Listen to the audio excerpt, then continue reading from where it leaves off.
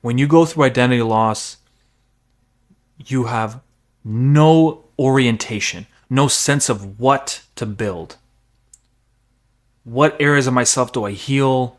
How do I pick myself back up again? It feels like a million different directions to go. And it's so overwhelming, you can almost collapse into this state of disengagement, disassociation, fragmentation, not caring anymore. And I don't want you to not care. This is something deeply passionate for me. It's something I've lived through for a long time, and it's something I'm obsessed with, is understanding the self and how to help people find their way there. And so in today's video, I'm going to share with you just a approach that you can take to quiet down the mind a little bit and pick an avenue to start rebuilding at a pace that is manageable to you and at the scale that you wish to take it. My name is Estevan, and I guide and mentor individuals going through identity loss towards a life of ego-soul integration full of peace and purpose. The mind, body, and soul. The mind, the thoughts, stories, images that circulate throughout the day, throughout your weeks. Your body, how you walk, how you sit, how you exercise. And then your soul, myth, tales, spiritual craving and yearning. All these three, when they are knocked out, which identity loss does that, will throw everything out of whack. You feel a complete break. You separate from almost life itself and you. You feel split from it. You're no longer intertwined, connected, feeling one with everything. Everything feels split. The simple task is to pick one of the three to start. The mind. The mind can be, for now, to not overcomplicate everything, the mind can be, what are the thoughts and the stories that you've been repeating to yourself? What's the narrative you live by that you're still holding on to? Because the transition of having one particular identity going into what I call no man's land or wandering the desert, it is the space between spaces, identity one and identity two. When you're transitioning through and you still hold on to a story tightly gripped, it is keeping you pulled back to the old ways while simultaneously your soul is calling you to move forward into a more elevated state of self. And so ask, what stories are you still living by? What are the narratives I live by? Is it something I need to make peace with? Is it something I have to let go? Is it something I have to integrate? What language do you say? Are you hard on yourself? Do you berate yourself? And if those are some of the things that you do, perhaps the mind is an area you can tackle. Number two, the body. Consistent exercise does wonders for your mental health, and we all know that. But it's important to understand that the fitness that you do, at a deeper level, fitness is just a way to break out of the cloud that is your mind. You get stuck in a cloud and you feel imprisoned by it. Exercise, fitness, is poetry. It expresses and moves you, allows things to break open. Anytime you've gone for a walk or a run or lifted weights, or for me, I'm a black belt in jiu-jitsu and I own a facility, so jiu-jitsu is my release of fitness. But it could be anything.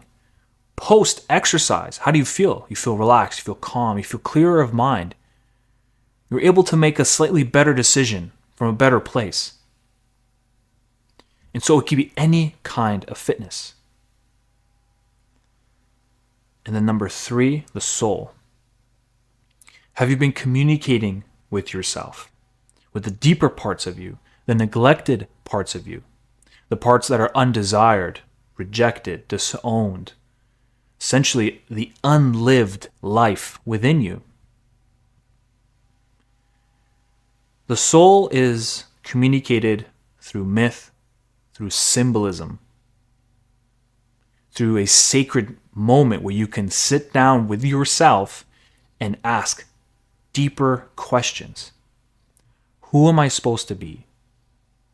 Where am I supposed to go? What am I supposed to do? Who have I always been, and why do I feel confused today? What is it you need from me? What can I do to find orientation? Don't ask for purpose. Don't ask for meaning. Instead, just ask questions to slowly unpack and get to know yourself. When you have all 3 of these pillars in reasonably good shape, you are going to feel better. You are going to feel a more sense of connection to divine, a connection to nature, a connection to life and other people, and all that compounds to having a deeper understanding of yourself. The ego and the soul, when they harmonize, gives you purpose like this. You don't need to think about it. It is gifted to you. And in some deeper way, everything we experience, from confidence, from purpose, drive, ideas, all of these are borrowed. They are given to you and they can be taken away, and we all know this to some level. And just like confidence can come and go, what you're feeling right now will come and it will go. But it is actually a sacred opportunity to reshape yourself in a way that you wish to, in the way you've always wanted to. It's just, unfortunately, sometimes to reshape ourselves, it requires breaking it. Now, of course, we don't want to break it ourselves. Life will just do that for you. You want to make sure also, when these 3 pillars are being built, pick one at first. And let's say after some time you build all 3. When life gets hard, times get really tough, and one of them must be compromised, I'm going to be the one to say that is okay. You may not be exercising as much. You may not be paying attention to your thoughts as much. You may not be communicating with your soul as much. I will be the first to say that is okay. But under one condition. Allow only one out of the 3 to slip a little bit. Only one out of the 3. And you choose which one. But you must at least have 2 to maintain some order, to allow some level of power within you. Because if you let all of them collapse, it's going to make everything much harder. This was something I was really looking forward to passing on, and hopefully this can clear some of the air, give you some target, pick one thing, start small, micro to macro. As I always say, it's the small changes that lead to big changes. Move towards that ego-soul integration that's going to bring you purpose and peace into your heart. And of course, if you want to be a part of my community in a deeper way, you want to take it outside of YouTube, click that button below, head over to my website, and sign up to my monthly newsletter. And I'm also going to send you, when you sign up, my 3-step identity rebuilding guide. This guide is essentially a toolkit, 18 pages long. I really give you as much information as possible to help you navigate through the process of identity loss at your own pace, at your own time.